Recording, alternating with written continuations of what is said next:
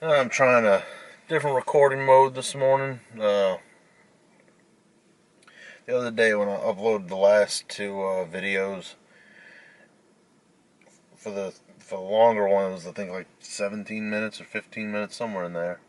It uh it took about an hour and a half or so on pretty fast internet. So I was looking. YouTube was like prefers MP4, and I was uploading it from the camera's native whatever format that is. XAVCSC something, I don't know. Whatever the higher quality recording setting was. But either way, so I'm trying the MP4, see if that if it uploads a little faster, because I really don't need the super high quality frame rates, or yeah, frame rate recording codecs or whatever. Um, no, this video, so I just kind of had a gripe, I guess. Um, just wondering how many of you all, when you watch a video on YouTube, you search, we'll use the RX 100 Mark III or the Mark 6 or whatever, and you type it in, and it's like the best review of whatever, and it's like, okay, and it looks like it's got a thumbnail. It's actually going to be somebody talking about the camera or something, or it's the best cases for the RX 100, and it's a video. It's just, and it's like a robotic voice, or it's just music, and it's just a couple cases. They had a couple I saw. It was just like, it was literally, it felt like they took and threw, and whoever it was just took some images from probably Google image search or whatever search engine, went to Sony's website, and just highlighted the entire page of all the information about the camera and the specs, and just it's like, it's not even a review. It's not, there's no personal opinions. There's nothing. Just robotic voice. The RX 100, the best camera ever. It has a 1-inch type CMOS sensor. Just completely crazy. It's like, this isn't a review video. You know. So, and I get it. I mean, YouTube, you can put up, for the most part, whatever you want. Um,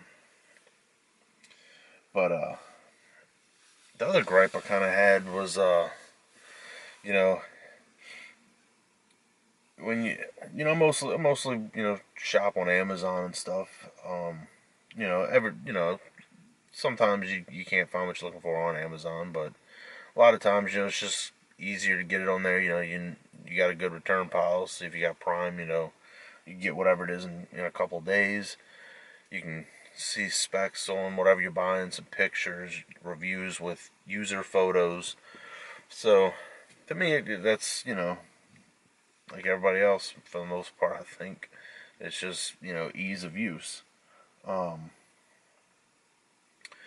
but my thing is, like, when you're going through the reviews, and you see all these reviews where it's like, in full disclosure, I received this item for free for the purposes of review. And it's like, but I will be unbiased in my opinion. And, my thing is, like, if you go look at the Sony RX0, and at least when I went and looked at it, when I was thinking about getting it, it was like, all of the reviews on there, I think there were 17 reviews.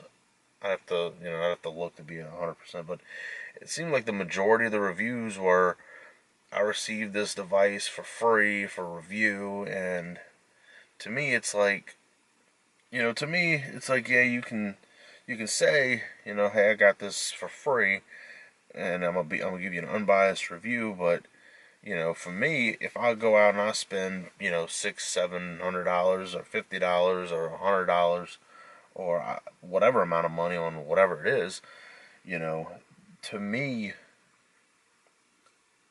you know, that's that's my hard-earned money. That's money that I could have spent elsewhere or not spent at all.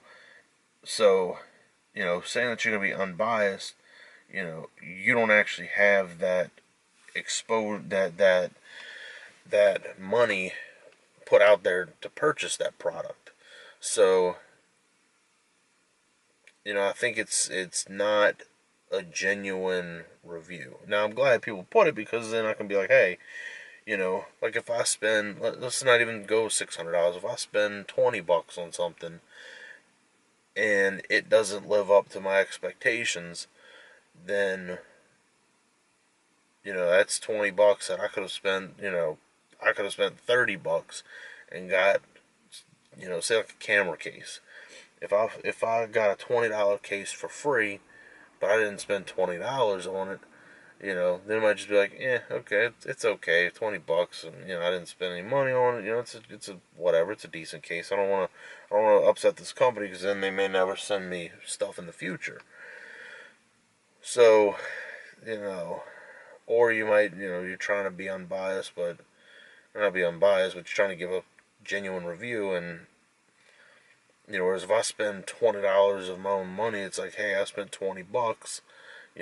Hey, for 20, this case is not worth the $20 I spent. I wish I'd have kept my $20 in my pocket. So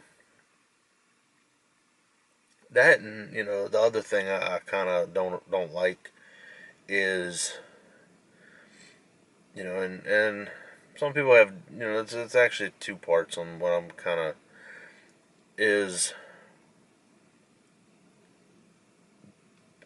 I think there should be a delay in how long before you can review something. Like on Amazon, like where it's like obviously if you buy something through anybody can go on the site and write a review, but like if you actually bought it through your account, it'll show that it's a verified purchase. And I think Best Buy does that too. So it's like if you actually have purchased it, it'll show up that way. It's harder for these companies to just buy reviews for this product and just have, you know, whoever it is that they hired just go put a bunch of reviews for this product that that they haven't actually purchased. Um, but I think they should have where there's a period of time before you can write a review. Be it a week, 2 weeks, a month, something, because you get a lot of these people that they buy something, they're talking about something that, or they're writing a review, and it's like they don't even have any actual, time with the product, so there could have been a flaw with the product, and it hasn't, that flaw hasn't shown itself yet. So to me, that's kind of my gripe. Um, whereas I think if you allowed, like, say, 2 weeks, um, still kind of weird. I know I'm not outside, but just still kind of weird. Like, can this guy just walk by? Can he hear me talking? Does he? Probably, even if he could, he'd probably just think I'm talking on the phone.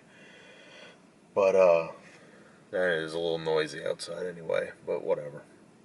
But having a couple weeks to where you can actually have some hands on with the product, because you know, say for instance like a camera case, you buy that camera case, and I mean, you can go back and edit your review, but say after you write a review after you had it for 2 days, and in 2 days you're like, hey, this is the greatest case ever. But then after 7 days of use every day, the case falls apart. you know, then you got to go back and edit the review, and I just, and I'm curious of how many people would actually go back and edit that review. And the last point in this rant of a vlog is for for like the review system, and I've kind of looked this up, and people kind of feel on where it's like a 5-star review, like it should be like 3 stars is average. So 3 stars is it met your expectation. 4 is it exceeded my expectation. 5 is I'm totally blown away. This is like the greatest thing ever. Um, versus the you know oh hey, this product's pretty decent here, 5 stars. Or I like this, 5 stars. It's not the greatest ever in the world. You know, and I think I'm gonna finish this with one last point. When the people when a review, it's like there's 1 star, or there's either like a really low amount of stars or 5 stars, and the review doesn't match up with how many stars they gave it. It's like they gave it 1 star, and they're like, oh, this is the best case ever. I'm using camera case for the example. I've been looking for a very minimalist camera case from RX100, so that's kind of. But it's like 1 star, and this is the best case ever, or 5 stars, and this case is horrible. I can't, this thing fell apart, and it didn't fit my camera, and this and that, and it's like, wow. um, yeah, I don't think you kind of figured out the whole star system. But that's why I always like, I try and usually read through as many reviews as possible, and in multiple sources. So if I can find it on Best Buy, Amazon, the company's website, maybe some forum posts, YouTube videos, and also with some of these companies, what I've tried to do is I'll sort the review by the most recent, because sometimes especially when you're kind of looking through the reviews and someone says, oh, I bought this bag a year ago, and I bought another one that fell apart. It's like you can kind of look through the reviews and see that 6 months ago or so, maybe their quality dropped off. Or in the case of one time, I bought a duffel bag, and I noticed, you know, one of the colors. I forget which color it was. It may have been the blue color, but or whatever. But a lot of the reviews of that color in particular, people were having issues with the bag falling apart. And I don't remember Amazon having this back, when I first joined Amazon, where it would actually in the review, like if there were multiple variants of a product, actually tell you which product but nowadays it does. So it's like, you can see if there's reviews on the large blue bag, or this is on the small green bag. So you can go through those reviews. Now there's not a way to be able to sort by those particular, to my knowledge. Maybe you can do it on the computer, but I'm hardly ever on the computer. I usually do it on the mobile app. But where you can sort out and just see the reviews for the particular one you're looking at, especially when there's multiple options. Man, I keep coming up with points I want to talk about. The other thing, kind of, when you're going through Amazon, and like the question and answers, like I kind of find that that's actually a pretty useful, knowledge area, especially with like say a camera case. So someone will go in there and put, hey, does this camera case fit the RX100 Mark 5 or Mark 3 or 4 or whatever? And people go in there, and it's like,